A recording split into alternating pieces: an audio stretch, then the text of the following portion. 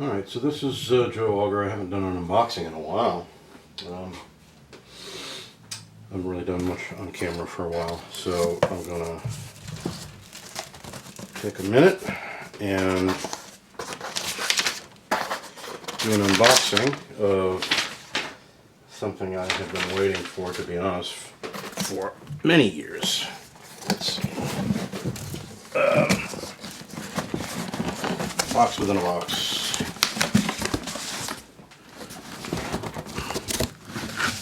It's heavy. Ugh. Let's get rid of that. And now, interesting that, let's see here.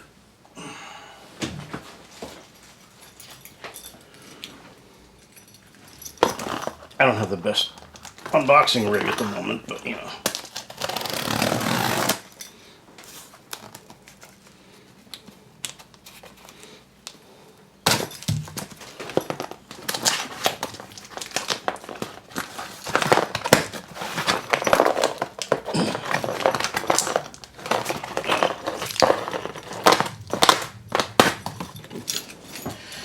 Alright, hopefully that's the only layer existing at that point. Well, there are more layers. That's fine, actually, just as well.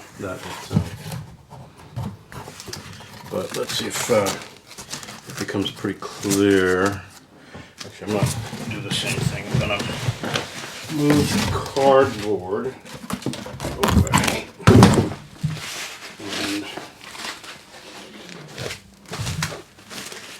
So it comes in a nice sort of, you know, foam boxy there.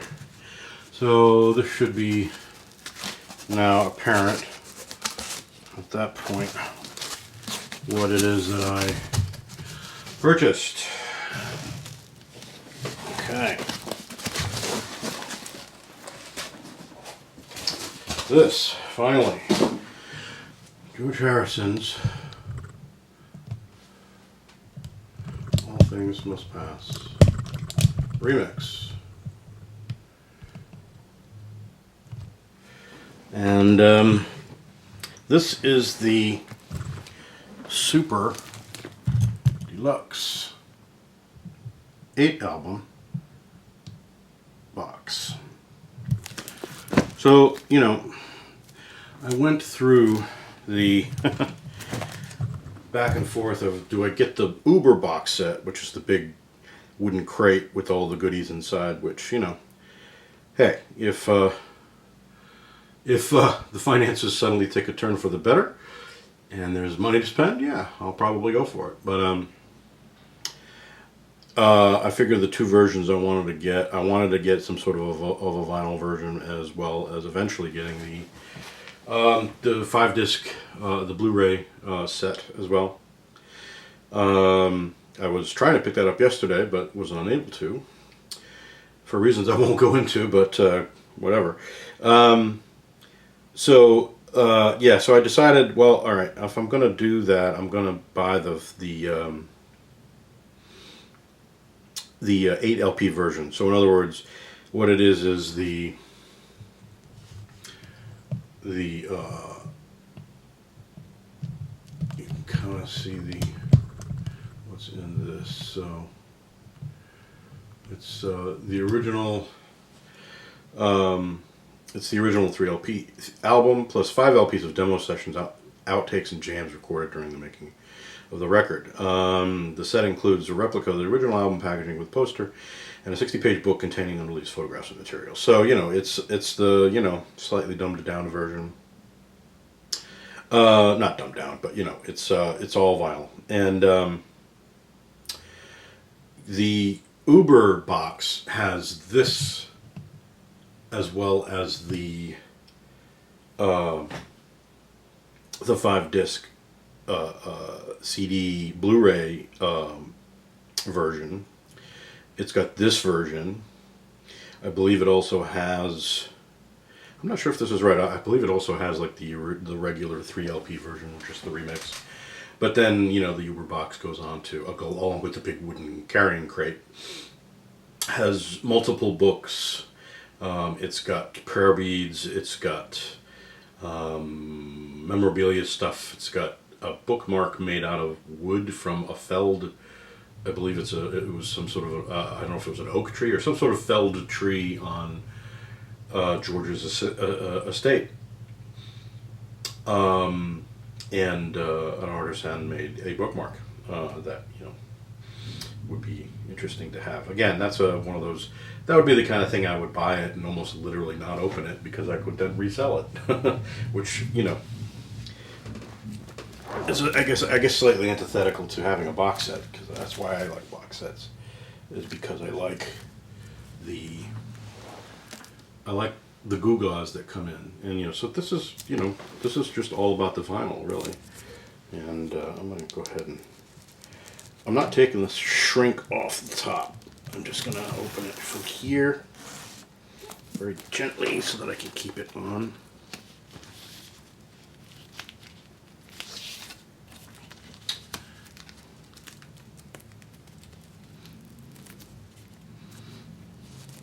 I mean, you know, the box in and of itself, when it was first released 50 years ago, was already a beautiful piece of work. Just a lovely, you know,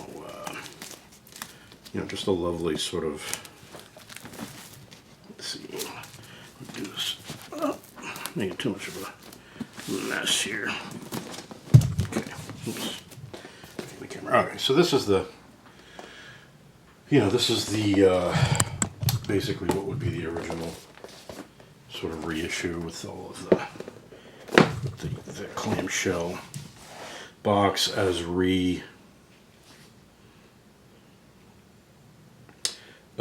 basically it's a fully reproduced version of that, which I've got multiple versions. I've got my original, and I've got the reissues from the last set of remasters.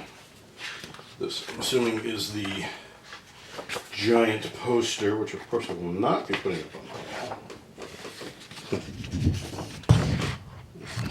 wall. Maybe George.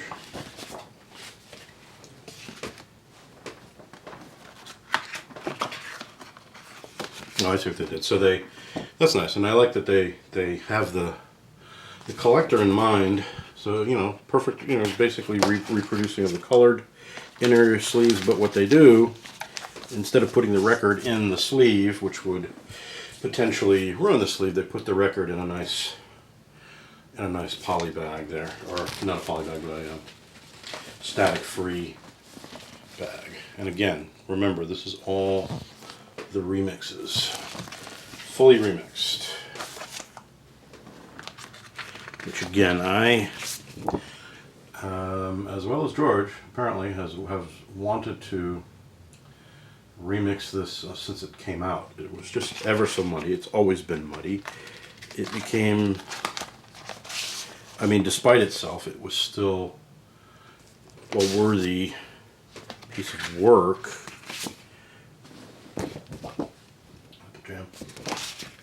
You know, that third record was basically like, it was you know, Harrison was far ahead of his time putting in an extra album, and but anyway, as I was saying, he always wanted to remix it because he, after the fact, always felt that Spector's production was just too much. It drowned any real nuance to the work, the playing and all that, and it's sort of so there's that part. You know, so, you know, and he was originally apparently supposed to do that in the year 2001, which was the year that he passed away. So it ended up just being a remaster with a few bits and pieces of extras and stuff. But that's all it was.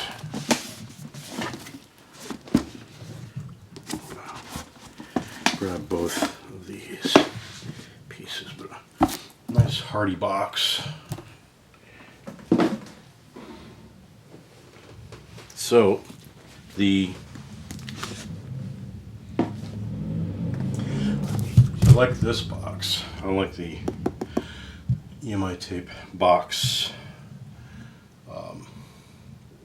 reproduction. I just get a kick out of that. So 5 LPs 1 and 2 day demos. So he did demos on 2 different days.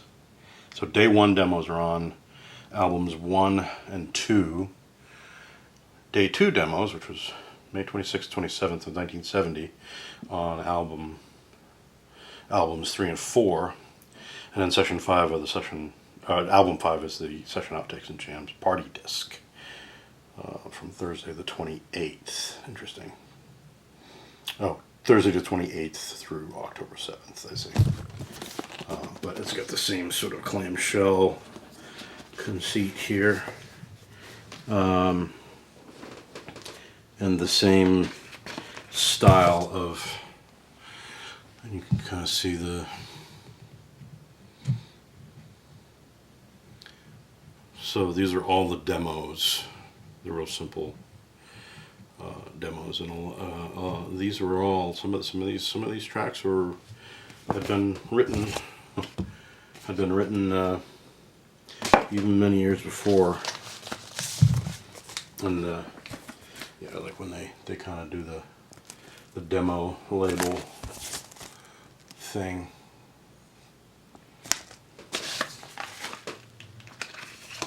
Oh, interesting. They didn't do different colors, though. It seems. You know, and there's a few demos of things on here that didn't end up on the album, that ended up on albums down the road.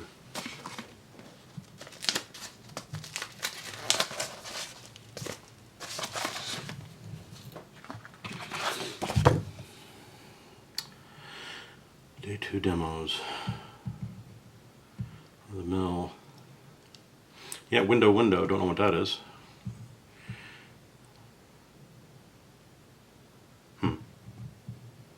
Yeah, a lot of interesting things here.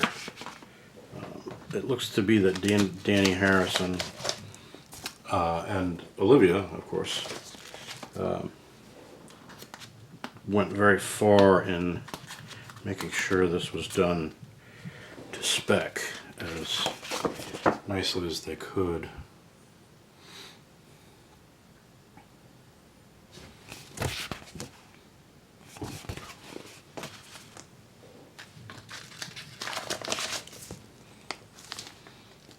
Apple Jam.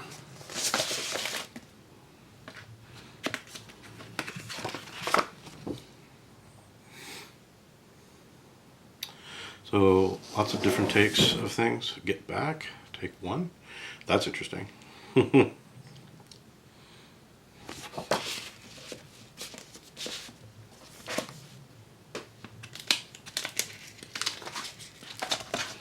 then that final 5th record.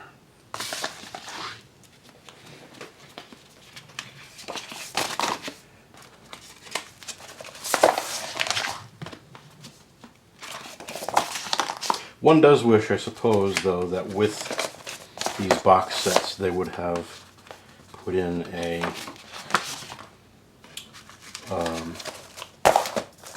download codes.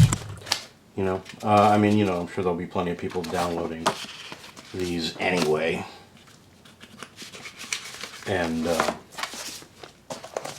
you know, I will probably do that. I'll probably buy the download as well, so that I can have that to listen to. Okay. So that's the second part. And here's the book. All things pass. The sunrise does not last all morning. All things pass. Cloudburst does not last all day. Lao-Tzu. So we know where you got that from.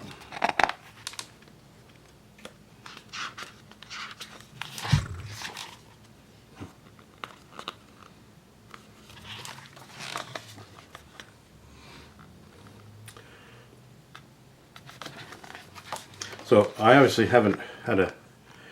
Okay. What's interesting too is that I don't remember seeing a lot of pictures from these sessions. So I've always had it in my head, a very specific sort of idea of what it might have looked like, you know.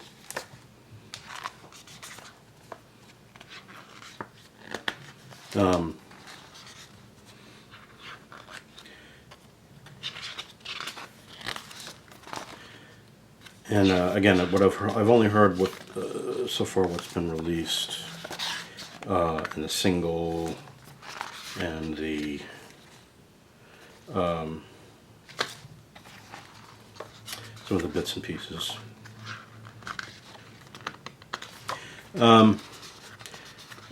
You know, so here's the thing. I'm gonna certainly listen to this remix with as open an ear as possible. You know, people have their ideas about what the use of these are. You know, are these worth buying? Is it just a money grab? Like people, you know, people say, it's like, well, here's the thing. As a producer on my own, I am very the thing I love the most actually is the process part of things, and I love delving into the process of my favorite albums, you know. So, you know, obviously the Beatles remixes were, you know, just had to, you know, there was no question, and I hope more of those come. But you know, albums that have had a long history, like this album specifically, you know, it's along with the Beatles White Album and other certain Beatles or Monkees artifacts that are albums I've bought multiple times. So like right now, All Things Must Pass, I think I have had, let's see, 1, 2, 3, 4, 5, 6, 7, and with these new ones it'll be 8, about 9 times or something like that. It's not the record, but you know, anyway. So one asks the question, are these worth buying, or are they not, or are they a money grab, or what's the deal?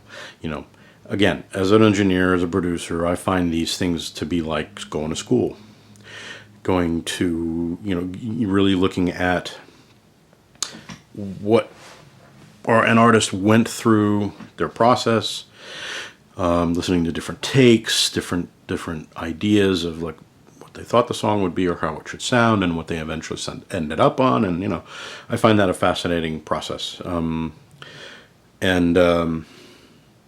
This particular record, again, being mixed and produced by Phil Spector, and his thumbprints are all over the damn thing. And you know, there are some aspects of it on some songs that it works great for, but there are some aspects of it on many of the songs that I think it just muddied things up and just made it a swamp, you know.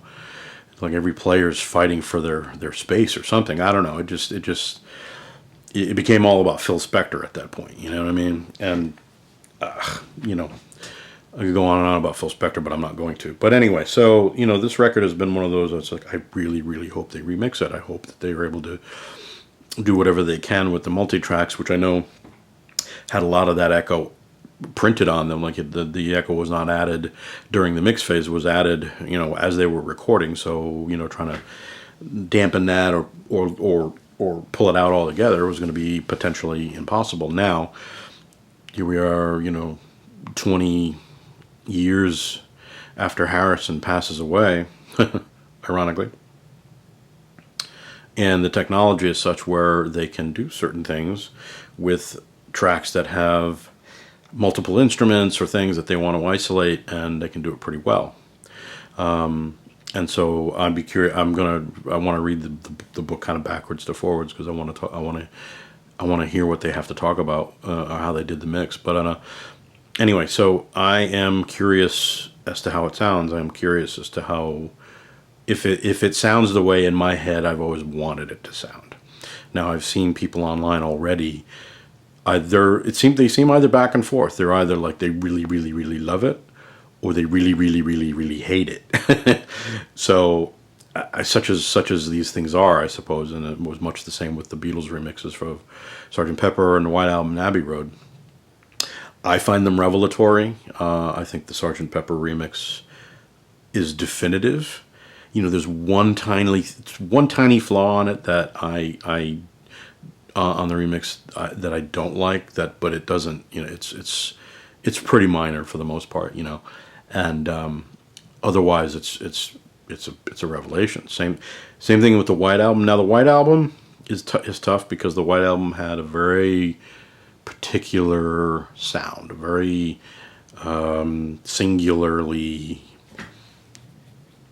claustrophobic, dry, very almost clinically, like, whitewashed, I suppose, if you like, just like this. It was just, this album it's very dry and just very brittle, is a good word. And the new mix, it brings out, again, things in the mix you wouldn't have normally heard, and just the performances, etc. But, there may be a certain amount of that original coldness that actually went away,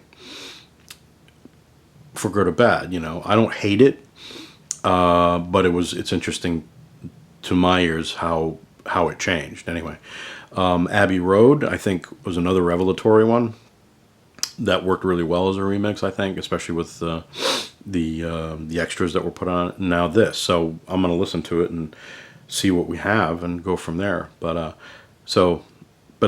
as far as these remixes and whether they're needed or not, they're probably not needed. Of course they're not. However, there are artists that are doing these things that, an artist needs to eat. An artist needs to use what they've done, what their work has done to make money, to continue, eating, paying the rent, doing whatever. Now, Harrison's estate, of course, I'm sure that's not something that they clearly need to worry about. However, it's something he wanted to do as an artist, and Danny Harrison has kind of taken over the sort of artistic, impetus that his father had, and with like finishing the Brainwashed album with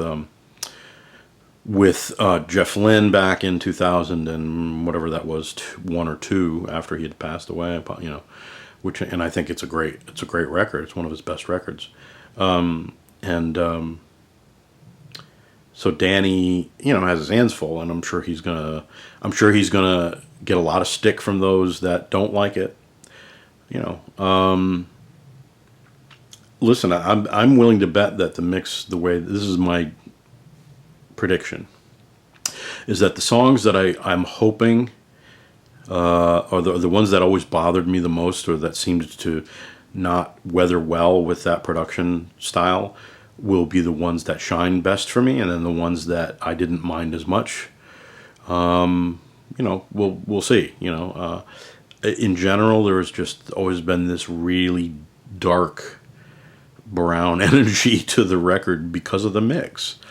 And the thing of it is that I don't know whether or not that's what Harrison really was going for. A lot of the songs are very deep and they're very spiritual, and some are dark, but some of them are very light too, and that's the problem. Those are the ones that tend to get kind of subsumed by that tiny bulb in the corner that literally makes the room darker, when it's on, and anyway, that's my unboxing for today. I don't have any other unboxings to do. But I probably should put some more things up and just trawling through my record collection like I was doing before. So maybe this will start a trend. I'm going to have time apparently coming up, so I may just do some of that and look at my. We'll look at the box sets that I have, and maybe some other fun things in my collection that I'll put up for people to look at. Anyway, that's it from me. So ta-ta.